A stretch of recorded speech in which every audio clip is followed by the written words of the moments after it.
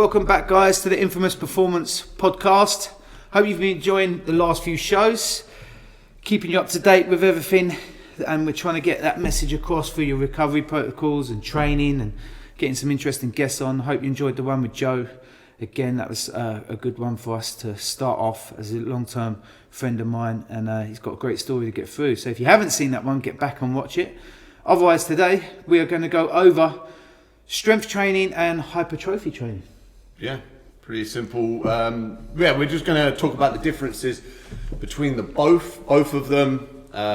Tristan's created a nice little hypertrophy program that we'll put up on Instagram and basically talk about how to progress hypertrophy, as well as what it is and why you should be basically putting it into your training or not putting it into your training. I think the first to start off with is the difference. So difference between like strength and hypertrophy. Hypertrophy, as you might have seen from like Arnold, is all about just building muscle volume, creating as much muscle mass. Comparatively to strength, it's all about building stronger, denser muscles, leaner muscle mass. So that's where you'll see kind of the bodybuilders who are massive step on stage compared to someone like an Olympic weightlifter, not as big but incredibly strong. Okay. And this stuff kind of really relates back to, again, like looking at your goals. What is the ultimate goal of what do you want to get out of your training? Some people hypertrophy works perfectly, some people's strength works perfectly. But sometimes a little blend of two is probably the best way to do it. Well, you've spent many years just focusing purely on hypertrophy, right? Hypertrophy, but then again, you probably see a lot of mix in my training. There was a lot of bodybuilding, so bodybuilding with powerlifting. So there's always the difference between strength training and the hypertrophy. I think with the strength training, you are going to look at a lot lower reps, and you're probably going to look at more high intensity of weight. So you're going to be doing a lot heavier weight because the reps are lower. Where with the bodybuilding, you're going to see probably that it's always been like that 10 to 15 range over 3-4 sets, where you're probably breaking more of the fibers down, getting that micro trauma to then increase those microfibers to grow more on top. So over the years, obviously you get caught up in the strength because you always want that big lift. But then the majority of your sets is always going to be in that higher range, which creates that muscle density and that bigger look compared to some strength guys who you look at them and you go, okay, this guy's big, and then when you see him lift, you go, oh right, there's a lot of strength there. So there is a slight difference, but I still think that for most people, you will see a blend. So if, for instance, like an Olympic weightlifter, you'll probably see the majority doing their heavy stuff with their snatches, cleans, deadlift, squats and stuff. But then their accessory work would probably be more of a hypertrophy sort of work effort, just to get a bit more into those muscles. So, it's I think you're gonna get there's obviously the old, like as you said, the rep range that everyone just sits in. They're always like, oh yeah, you're only gonna get strong in this range. You're only gonna get big in this range. You're gonna get a mix, a blend of both. It's like energy systems as well, they kind of just merge, right? It's not like, if you only do 6 reps, you're not going to get bigger. You're going to get stronger and bigger, but you're going to build more lean, denser mass comparatively to, as you said, like building the muscle belly volume and kind of making that bigger. But as you said, like Ronnie Coleman, perfect example. Like one of the strongest bodybuilders around. If you don't know who he is, Check him out. Lightweight, baby. Right, the OG in heavy lifting for bodybuilders, but and changed the face of bodybuilding as well, because he just brought, obviously Dorian Yates brought in a massive, complex, dense and dry look, but then Ronnie Coleman come in and he was just even bigger, and it just a game changer to the bodybuilding industry. But super strong, I think squat, was it like 800 pounds? I'd squat 800 pounds for and full range as well. We're looking at arse to grass, which is for a big bodybuilder that's pretty fucking amazing, to be fair.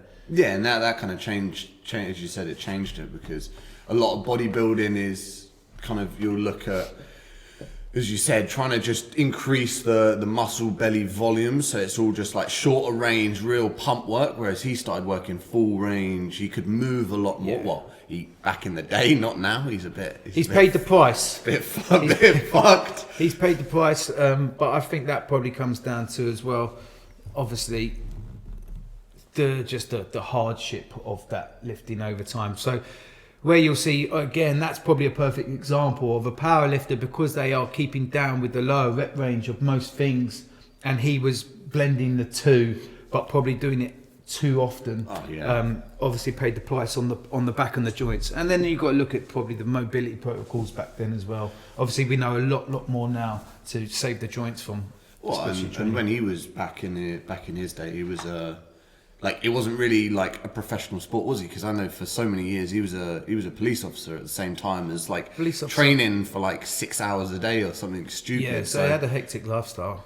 Yeah, and that's kind of like the lifestyle plays into factors, as we've spoken about plenty of times. It plays into factors in all of this stuff. Which we'll get onto a bit. But yeah, I think the main thing is like, there's a big myth around like, oh yeah, you'll lift weights and you'll get big and you'll get bulky and you'll look like Arnie, and if that was the case, then we'd both be fucking jacked. Even with like previous clients I've had, or even just people when I used to work in a bodybuilding gym, they used to, and they ask what can I do for this, and you tell them things, and they'd go, oh yeah, I don't want to do too much weight because I don't want to get really big, and I'm like, if only it was that easy, pal. Like, it's not quite like that. Like, you could be doing the same thing for years.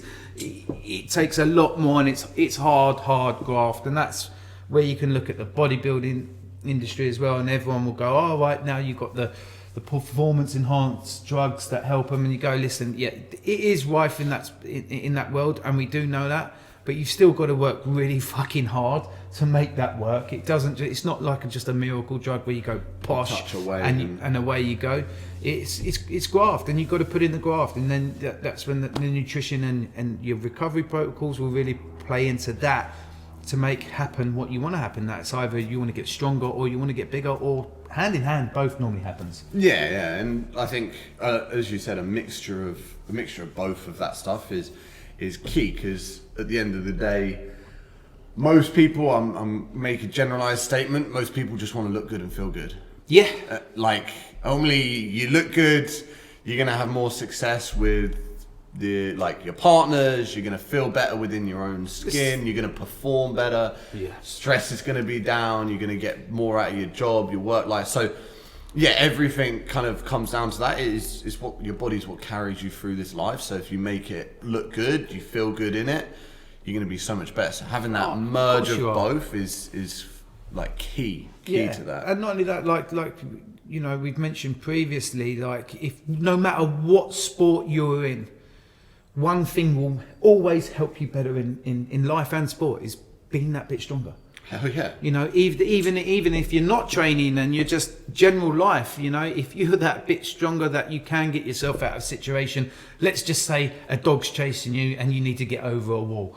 Now, if you're pretty strong, you're going to pull yourself over that wall. If you're pretty weak, you're going to be standing at the bottom of that wall, and then that dog's going to bite you in the backside. So it's like, I know that's not going to happen all the time, but you never know. Then there could be situations where you need to pick something up pretty quickly, and just that bit of strength training and it gives you that longevity as well. It's good for your joints, it's good for the muscles, it's good for the tendons. So over the long run of your strength training, you are going to live better, live longer. And we all know for men, specifically, resistance training is awesome to do, for long age. Keep yourself moving, don't let yourself stiffen up, keep yourself mobile. It's very, very important. Yeah, it's like we've probably all heard about people tripping over curbs and being older and like breaking bones and from falling off like a 10 centimeter curb or whatever. Whereas if you did strength training and built more resilience, you might do the exact same thing, fall off it, but you might, do a little bit of soft tissue damage instead of having an open fracture where you've snapped your leg. And so that's part of the parcel of strength training. You are just generally a more resilient human being within itself. But then, going back to that point where you said every sport should have strength training and hypertrophy, for sure. There's some that will lean more towards the strength, like an Olympic weightlifter for example, you're going to focus solely on the strength with a little bit of hypertrophy. A little bit, yeah, because they don't want to be like a bodybuilder, and because it does come if you do. Well, they're doing weight categories as well. So. Yeah, different weight categories, and they'll probably won't want massive poppings, delts and. They're pretty fucking jacked though, but still. Yeah, because sometimes it can be a hand in if the person who's lifting has not got a good flexible mobility routine, it can stiffen you up over time. Of course it can, if you're building them up in such short ranges and not doing full ranges, and that can happen out of it, but you always make sure that you're keeping a good range with it. But yeah, that's where it's just slightly different. But yet again, when you look at it on paper in the long run, it is doing the same sort of stuff. Yeah, and the same with like CrossFit. I know a lot of people who probably listen to this might be into CrossFit as we come. Yeah, like I'm sure that probably in the CrossFit community, you probably are going to see people go, right, what the hell is hypertrophy? I know what strength is, 5x5. Yeah, that typical 5x5 we see, which it's strength training, but if you do 5x5 every week, you're not really going to go anywhere with it because there's no adaptation or progressive overload training with it. Where with your hypertrophy, you'd be looking at those rep ranges and supersets merging, which helps change the adaptation of your strength and always keeps the body moving forward. Where with a 5x5, if you kept doing 5x5 every week, you will probably just... You're going to hit a point. You'll hit a point of plateau very, very quickly. So, and that's again with the strength training there, where you see like a 5x5 or what, you will see them trying, again, like I say, picking up the intensity with the weight and changing the adaptation there. But you'll probably still see them slipping quite a bit of hypertrophy. Oh yeah. You see, like on Instagram, you see all these CrossFit athletes just hitting, as you said, the 5x5s, the heavy lifts, the snatches, but the hypertrophy, or what they probably call the accessory work, it's such a big, it's the big. And we've seen now, and we've definitely seen now, especially on the Instagrams, is the change over. Definitely, I've seen over the last 7-8 years from a CrossFitter just doing. Look, frontal plane, so clean and jerks, deadlift, everything on the front, and now you see quite a lot of them. Oh, look, they're doing bicep curls again. They're doing chest presses. Rich Froning steps into the games and he had like pecs that I fucking would dream of. He's not missed his bench press. Yeah, and we all know that most of if you go back to those Jason Kalipas and Neil Maddixes, and that's what caught my eye because they were big guys and in fantastic shape. But if you look back to their histories, like Rich Froning was a baseball player, and I think Maddox done a bit of football, and so they were doing the chest and bicep workouts in the gym, and we all know like over in America their high schools are pretty sick, like they've got like LA Fit or David Lloyd's in their school, so they get that early addition to building strength and some good coaching. So it's like it just shows that hand in hand, if you're coming into CrossFit new, a bit of hypertrophy and strength to start is definitely, I think, the way forward. Building on some good basic muscle groups, building up that deadlift so you can lift at least 2 times to, realistically, two times body weight, 2 times body weight. Squatting your body weight at least 3 times. Moving close to your body weight overhead is very, very important for, especially you think when we get into that high intensity range in CrossFit.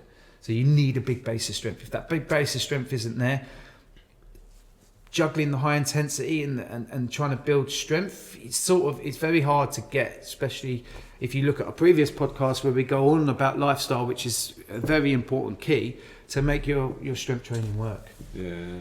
No, I think like the hypertrophy, the great thing about the hypertrophy is like CrossFit is very compound focused. You're using a lot of barbells, and over the last maybe like 2 to 3 years, a lot more dumbbells have come but only in the, as you said, in the same like front plane. It's like a lot of like snatches, a lot of like dumbbell cleans. But the great thing about bodybuilding is, especially for a beginner, it's like you're isolating, you're feeling muscles, you're feeling individual muscles or muscle groups. Like you're doing a leg extension, you're doing a hamstring curl rather than like a deadlift, which is like quads, hamstrings, hips, back, like everything engaged. So you can learn more about your body in a sense from doing the hypertrophy stuff, because you are isolating, you're building that better connection, and then you'll have more success with when you come to the compound lifts, because you'll be able to create more tension, you'll be able to create better positions rather than just going into it not really knowing, like, okay, I need to just set my shoulders and yank it off the floor. It's like if you can feel those individual muscles contracting. That mind-body connection, which a bodybuilder masters but you know, when they do a bodybuilding competition and they're looking amazing and standing on stage. It's an insert picture of you. Yeah. and you know, they're pretty much exhausted now because they're depleted, they're dehydrated, and now when they're on stage, they're having to tense muscles to make them look big and full and make the judges go, wow, look at that. So having that mind-muscle connection is very, very important. Now, probably one of the biggest disconnects I see, especially in CrossFit when new people come in, is they don't know how to fire up their lats. Well, they just don't know how their body. They don't know how to use their it. body, but predominantly the lats. Yeah, so we can tense our quads because visually you can see it. You tense a bicep because visually you can see it. But once we start looking at muscles behind, and they don't really know how to tense them, then you're going to see a big miss in your training. If you're not using those muscles correctly and you're not getting them to control the movement that it's mainly to do, you're going to see a big downfall in just the way you build over time. So that mind-muscle connection is very, very important, which you will gather and get with hypertrophy training, because it's isolated movements that specifically get you into a position where only that muscle can really work, okay? And if you've got a good coach there, they're going to get you on that line and you're going to feel it, and then you're going to start feeling it, and then you're going to go, okay, now I can tense them. So now when I'm trying to get through pull-ups, I now understand where to put that you know, the muscle to engage rather than normally just hanging. What most people do, we're in the shoulders, the traps start to do over, and you know, other muscle groups become very, very dominant. So starting off with some basic strength training is super important. I think that lat position is key as well when you go into something like a deadlift. Like a lot of people are like, oh, deadlifts hurt my back. It's like, well, if you can engage your lats, like if you know kind of anatomy, your lats attach at the top of your shoulders, they go all the way down and attach at the bottom of your hips. They've got quite a few connecting points. And if you can create engagement through your lats in something like a deadlift, you're going to lock in that core a lot better and you're going to create more tension. So ultimately, your back's going to be safer. You're not going to flex under load. You're going to create more tension. So ultimately, you can potentially lift heavier. Exactly. So yeah, I think that bodybuilding stuff is, and we've seen it a lot more, as I said, with the CrossFit over the last couple of years. It's come in here and it's coming back. And they've realised the merge of, yeah, you need strength, you need hypertrophy, you need aerobic work, and like I know we're mainly talking about the hypertrophy stuff, but that's all coming back in, and you're seeing gyms do that more in a class sense. Like we're lucky that we had you who fucking stepped on stage as a bodybuilder and always tried to implement that in here. Yeah. And yeah, you can see the benefit of it. You can definitely can, rather than just hitting compounds. As much as compounds are great, hypertrophy is just as important. Like less for some sports, but as we said, more for just general health. Overall well-being. Overall well-being, moving well, getting to move well. It's going to be a good way of, you know, getting those joints and muscles and ligaments to move where we need to get it. Where, you know, if you keep coming into like just throwing in too hard, random CrossFit straight away, it is going to break you down, and you're going to get fit. Don't get me wrong, and fitness is a really easy thing to get going. Like you can get someone who sits on the couch, get them up, get them walking around the block every day, they're fitter. You know, fitness is a very easy thing to start to build. Obviously, high levels, it gets harder, but you know, generally everyone can get a little bit fit pretty quickly. Strength, on the other hand, that's a longer road, you know, and that needs to be focused on and building through strength and hypertrophy programs. I mean, yeah, it needs to be planned and progressed.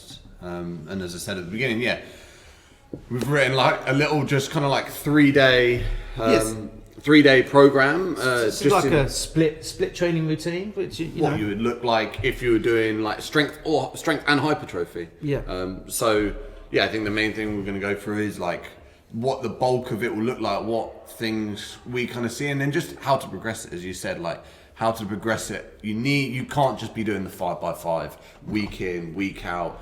Oh yeah, you might be able to increase a little bit week in, week out, but come week 6, come week 8, come week 10, you've plateaued, you're not hitting anymore. You need to be understanding why you're doing things. You need to be understanding why you're progressing, why there's tempo, changing rest.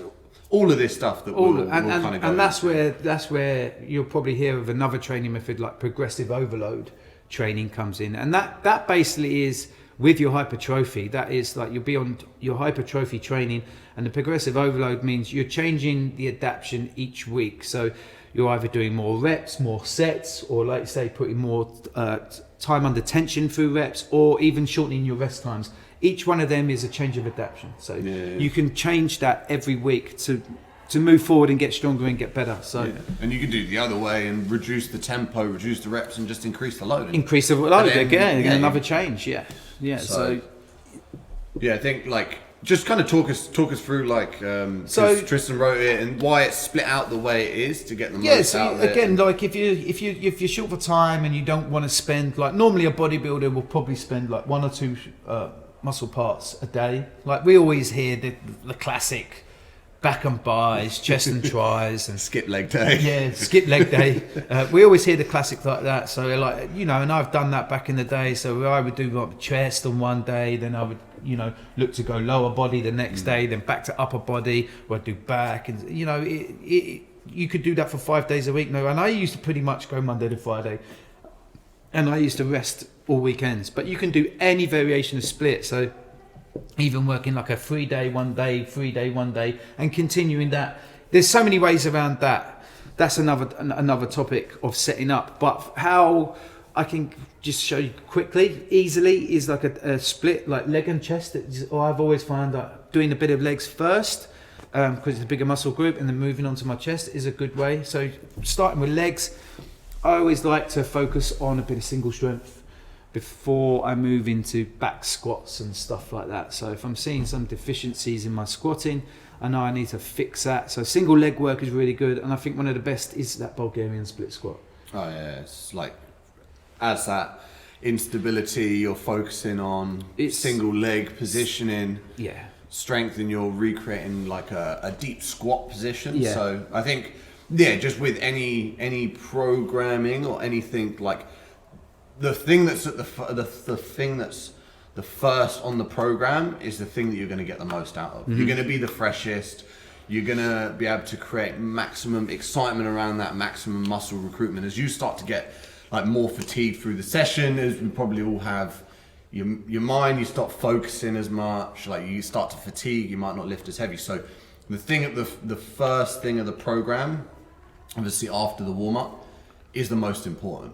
Yeah. Like if you want to work a skill, put it at the top. If you want to get single leg strength, put it at the top, like you have on this this leg and chest day. So and it's a good one you can build up through as well. Like building on a hypertrophy set. So working on that, I would probably start with maybe 3 to 4 sets, and with that, I wouldn't look at maybe going all out to like 10 to 15 to start. I would definitely be looking at like 8 to 10 reps, because over those 3-4 sets, you're going to have that hypertrophy sort of rep range anyway. But you really want to be focused, and don't try and go straight in and balance. I always like to hold on to like a PVC pipe. Hold on to a stick. Yeah, it's great for isolating. Isolation. You do see the Bulgarians where they've got bars on their backs or they're in the front rack. That's very, very more advanced, and that's more specific for what you're looking for. But if you're looking just to really isolate that quad, you can't go wrong with just holding like one dumbbell and just, you can start to load that dumbbell up a lot and then put that time under tension in. So, working on a good 3-second eccentric on the way down and really making that leg burn over 3-4 sets, and then rest in between that. Again, that can completely change. Like 1 week you'd be going, right, I'm going 90 seconds.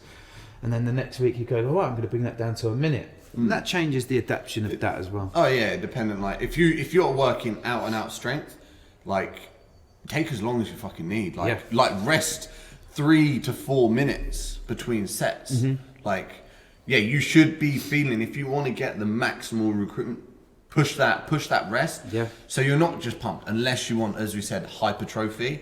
Shorter rest, you're gonna get more pump through that muscle. You're gonna get a lot more blood flow. You're gonna feel that muscle tighten and kind of swell up as you go through the sets. And then that's it. And then working up to what would be called like a top set. So your last set would want to be, you're probably the heaviest in that rep range. So meaning if I say I'm doing 8 on a leg, I want to make sure I'm finding that weight where I can get the 8, but I know it'd be hard to push for that 9 and 10. And then that would be like your top set where you really are, getting everything out of that set. Yeah, because as you get tired through a set, you have to recruit more muscle fibers to then complete the movement. Yeah. So at the beginning, when you're doing a lightweight, you feel like, oh, this is easy. But as you get more fatigued, your body's your mind's sending more signals. You're having to recruit more muscle fibers. So ultimately, you're going to get better adaptation through that set. So yeah, always kind of you want to push it to what we call submaximal. So you're not going complete failure, but you're going close to the edge, and that's where you're going to get and that's where we go back to the bodybuilders and how it's not fucking easy. No, it's hard work. Well, as you said in one of our first podcasts about leg training with Eddie. With Eddie, it's push to that edge where you can't go anymore. The amount of times I was sick was and legs will do that to you, and that's why you'll see there's a lot of chicken leg bodybuilders out there because they don't like that feeling. Once they get exposed to that, they're like, yeah, fuck that, I'll just go do some leg extensions and I'll wear some long shorts, it's all right. But we know that's not don't cool. Trust the bodybuilder. We know there's nothing better than, don't get me wrong, first appearance when you see a good physique walking towards you is like, oh, look at the chest and the biceps. But then you really give someone credit when you look down and go, fuck me, that guy's got big legs. Yeah, well, that's when you know, this guy works hard. And that is like your medal of honor to go, I fucking train hard. Because legs, you think you walk on them all day. They're very versatile. They're resilient. Yeah, so you think, right, I've got to fucking make them grow. And that's when the hard work of hypertrophy or your strength training will really come to play. But unfortunately, when you're on the beach, no one's looking at. They're looking at the upper body, right? They're looking unless you got. Depends on the shorts you got, innit? Some little light type. If you got budgie smugglers and you got those big legs and you got a big budgie, then people are going to be looking at a lot of things. Rocket. But anyway, there's nothing better than getting a compliment on your legs by another guy. So. But it's always going to be the chest and biceps what gets complimented first. I remember just on that point. I remember reading something that Arnie said. There was something about he didn't start counting reps until it started hurting. As he got fatigued, he would start counting. Yeah, he was the first reps are kind of it was they don't really count. Yeah, and then if you want to do some researching and look at the king of legs, then you just got to go to Tom Platz. Because that guy was just fucking leg dominant, a big guy overall. But not only that, one fascinating thing about Tom Platz as well was the flexibility he had with the size he had of his legs. So he kept super, super strong. And like I say, have a look at that guy. He was phenomenal, still phenomenal today. Very healthy human being because of the hypertrophy training he used, and not only that, the flexibility and mobility protocols that he put into it as well. It wasn't just a big guy with a stiff leg. He had very mobile legs for such a big guy. Just nailed everything, right? Yeah, so back onto our topic. Bulgarian split squat was your first one. Then moving into a leg press or hack squat would be good. Yeah. I love a hack squat. What you've got to look at when we are trying to produce a lot of breakdown on the muscle fibers, the back squat is always known as the strength builder. And again, that's where you'd look at the back squat for strength. And it's quite sport specific. Sport specific. But as we know, if there's a lot of other parts of the body that need to make the movement work so that you can get the most out of the strength. So if you've got a shitty squat, you're not going to get much out of the quads. Okay, so if your torso's breaking down, your midline's breaking down, or if you just haven't got that knee flexion or the hip movement, you're not really going to progress. You might see a little bit of progression, but you're not going to get the optimal amount out of your legs. It's going to be counterproductive for your time. Yeah, and don't get me wrong, we all love the back squat, and it is a great way to show off your strength. But if you want to really try and work a bit more of the muscle and more volume and break it down more, then I think probably hack squat is probably going to be the best one to do. And then if you've never done a hack squat, if you've never done a hack squat, you'll understand it just sets you back. At what angle do you reckon that's like? 40? Yeah, it's probably about 45. 45. So you can really you can just lean into the machine and just go down, get deep into the squat and work fully on the quads. Same with the leg press, the seating. There's different variations of leg presses, and then there's different footing again for VMO and the outside sweep of the leg. Again, I know it sounds all complicated, but if you really want to focus on the legs, these are two movements that will work really, really well. And you can, you can simulate a hack squat at home by just starting to the cyclist squat. Yeah. Feet, Heels narrow elevated. stance, heels elevated. You can do that stuff at home as well. And again, 3 to 4 sets working on that hypertrophy range. So 10, 15 reps, working up to a challenging top set. Yeah, and like with a tempo or an eccentric loading, you're really overloading the muscle through that lengthening phase. So I think that's something that, correct me if I'm wrong, but was missed quite a lot in the bodybuilding. Is all like aggressive power, really aggressive pulling, whereas that slow control really overloads the muscle, increases strength in range. Yeah, so exactly that. So you can see a lot of old people will just, also old people, but the older school bodybuilders and people would, they would miss out the eccentric quite a lot. Where we all know now that the eccentric is very, very important. And if you concentrate on that, which is the lowering part of your movement, you're going to gain probably a lot more strength. It's where the muscle's going to be under the most stress. Under the most stress, yeah. And then, as I said, you increase the strength in the range.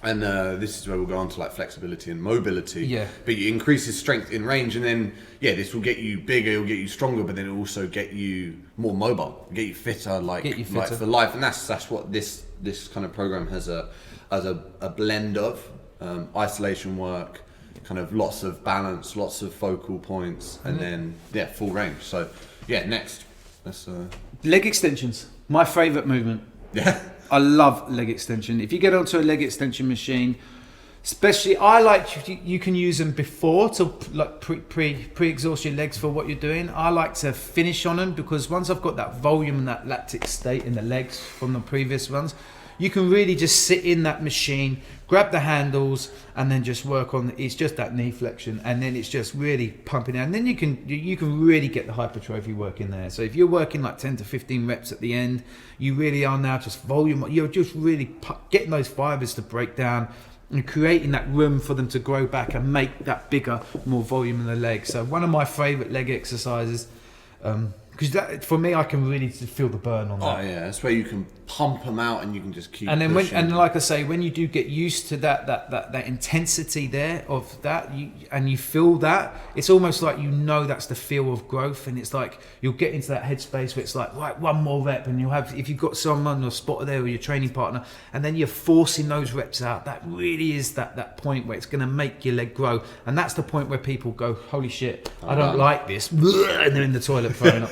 And that's why hypertrophy getting big is not easy. It sucks, as we've said. So, but then again with this, because we are doing a split with chest, you still want to be able to get up and walk to your bench press. just you can crawl to the bench press and lay down. And that's it. So there's 3 movements there, and then we're going to move into the chest now. Specifically with the bench press, we love the bench press. That question is always how much you bench. It's probably one of the most asked training. If you're out, I've been out, asked it many, many times, oh, you train, you're a big guy, what do you bench? Nothing else matters. Bench is important. I would use bench press as definitely more of a strength builder. I wouldn't use bench press in a hypertrophy. No. I would always choose the incline.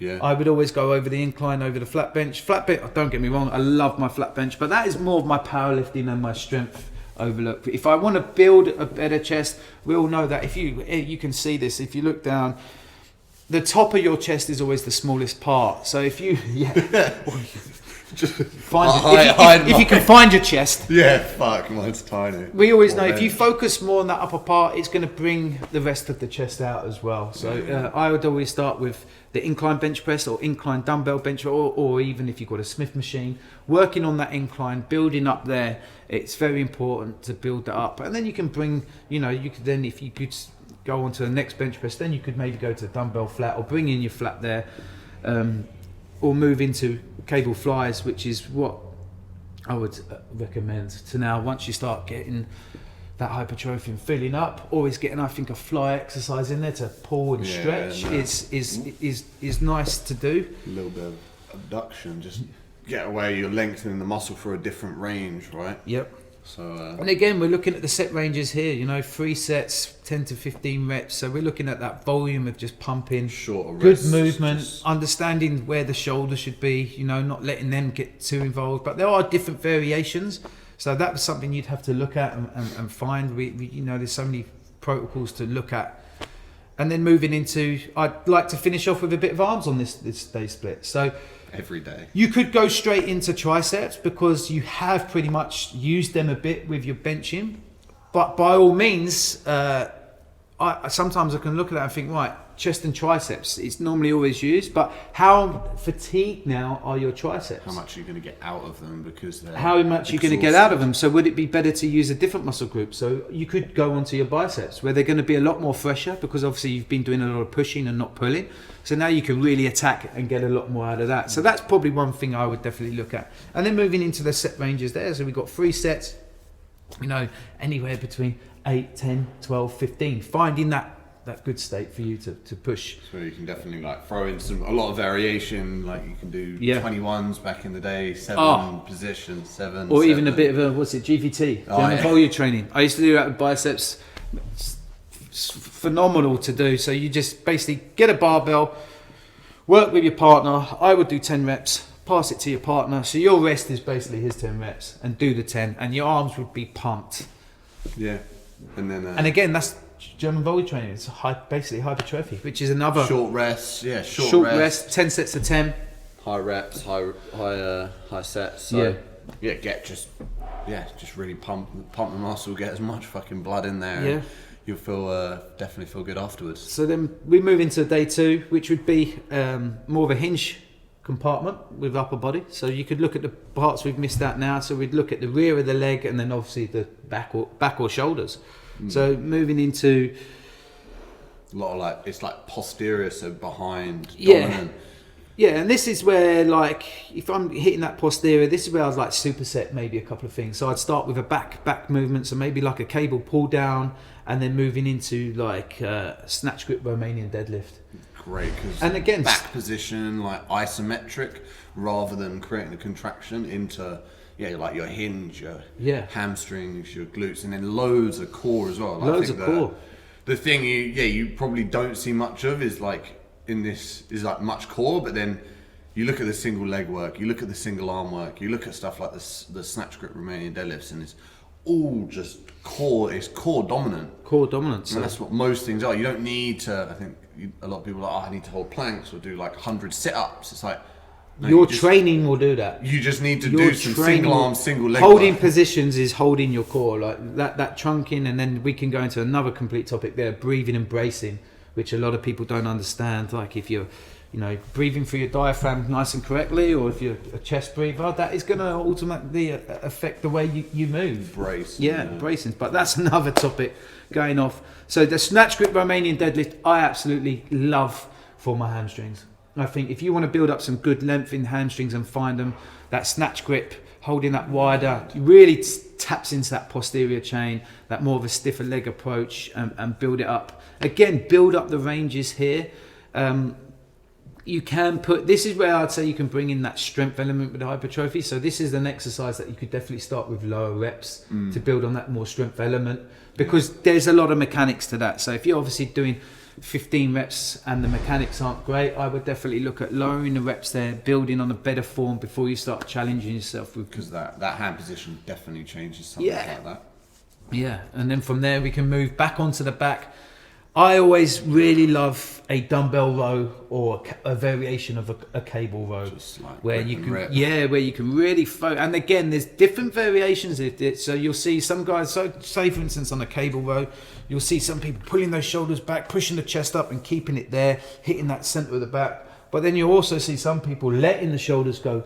I really like that because you can just let that flexion go through the lats. But as long as you're keeping that lower back nice and tight, you can really think about now pulling back through the shoulder, and you think retracting all those muscles around the back and building up. And again, that shoulder joint is made to move throughout. So you think that back helps pull those shoulders back into a lot of good positions and saves them. So they work hand in hand. Building through them, again, all these sets and ranges is starting off with something like 3 sets and building up, say 10 reps, 12 reps, 15 reps. Good movement, steady control, change of like higher rest on your first movements, like your snatch grip, deadlifts, where you're probably have to focus more on positions. You're focusing a little bit more on the strength element, like heavier load, and then as you go through shorter rest, just pump those movements out. And then I always like to bring in a bit of shoulders. For me, my shoulders has always been like a weaker component.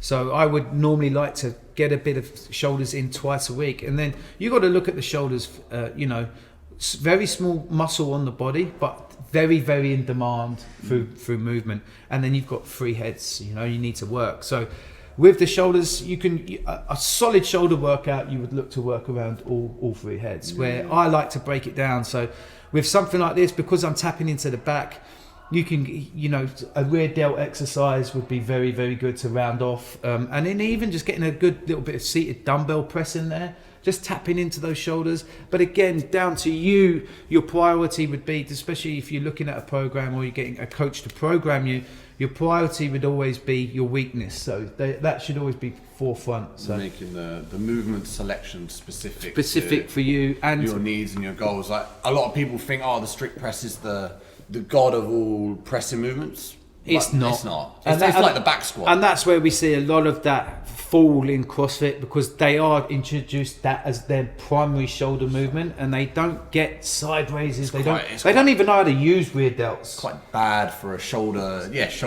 pressing position. And then because we know they use the push press or the push jerk, so you can actually get a lot of that shoulder out of it. And obviously we need a lot of that stabilization at the top, but the all round from the scaps to everything hasn't really built up. So we're running out of time because we're now opening the gym, so we're going to tell people to be a bit quiet. That's why Ben's run off.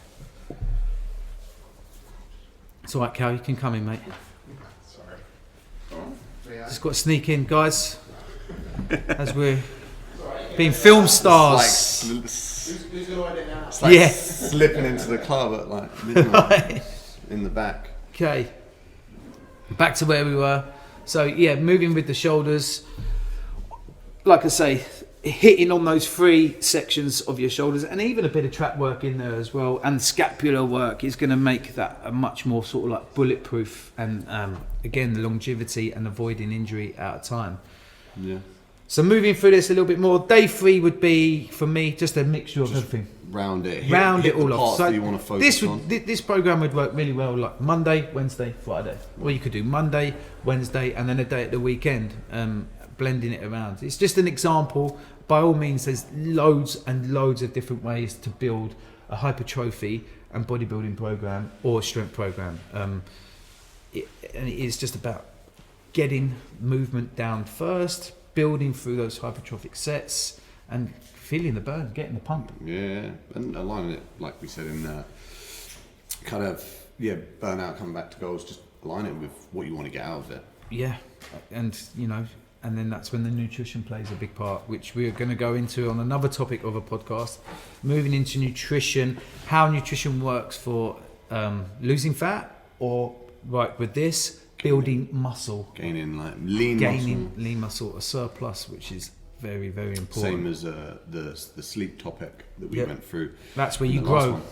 Yeah. That's where you grow. So enjoy this one, guys. Smash that like button if you've enjoyed this, and please just fire questions across if some of this is a bit confusing. We're here to talk. So, you reach out on any of these platforms to get some more information on what you want to know, or even if you need help with building a program, we're open to do that anyway. So I'm going to leave that there. We've gone on quite a lot. As we always more than what we normally plan out. Yeah. I hope that makes sense for you, and you can get going with it. Like I say, this program will be up on Instagram. Yeah, we'll leave it on there, so you can even follow that and go, "Yep, this has worked," or ask us how we progress it, or what you'd look at, or how you'd make it specific to yourself. Yeah, and again, another quick topic is separating. Like we say when we were talking about the aerobic stuff and intensity, is understand when you are on a strength protocol. Staying out that catabolic state, so stay away from burning muscle. So when you are looking to work at a good range, don't be throwing mad metcons on the end. It's like use weightlifting for example. They're not doing like crazy workouts. They're just focused on good solid. Because strength, that's when you can work. overstep the mark, especially if you've trained over an hour. Now you're fatiguing the body, all your ATP levels are dropping down, and you can then go into a state of actually burning more muscle than producing it. So be very aware of that. That's my short little note on the end. And again, that's something that we can go into on when we move into supplements with creatine, ATP, how to, you know, support that with amino acids and carbohydrates and supporting your training. Yeah, we can even talk about that. Okay, so thanks for listening. hope you enjoyed that, guys. Thanks for listening.